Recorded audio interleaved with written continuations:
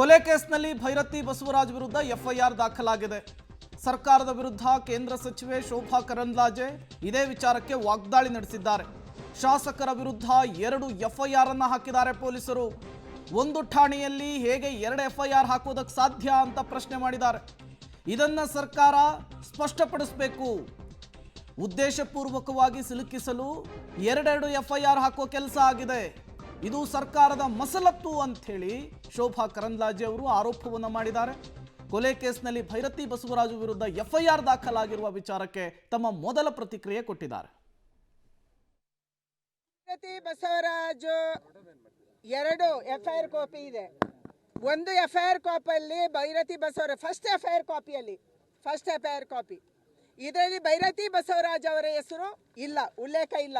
2ನೇ ಎಫ್ಐಆರ್ ಕಾಪಿಯಲ್ಲಿ ವಿಜಯಲಕ್ಷ್ಮಿ ಅವರು ಅವರ ಹೆಸರು ಹೇಳಿದ್ದಾರೆ ಅಂತ ಪೊಲೀಸರು ಬರ್ಕೊಂಡಿದ್ದಾರೆ. ವಿಜಯಲಕ್ಷ್ಮಿ ಹೇಳಿಲ್ಲ.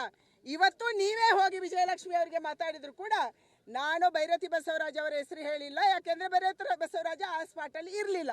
ಇದನ್ನು ಅವರು ಸ್ಪಷ್ಟ ಮಾಡಿದ್ದಾರೆ. ಇದು 2ನೇ ಎಫ್ಐಆರ್ ಕಾಪಿ, ಇದು ಮೊದಲನೇ ಎಫ್ಐಆರ್ ಕಾಪಿ. ಒಂದು ಸರ್ಕಾರದಲ್ಲಿ ಒಂದು ಪೊಲೀಸ್ ಸ್ಟೇಷನಲ್ಲಿ 2ನೇ ಎಫ್ಐಆರ್ ಕಾಪಿ ಹಂಗೆ ಬರುತ್ತೆ?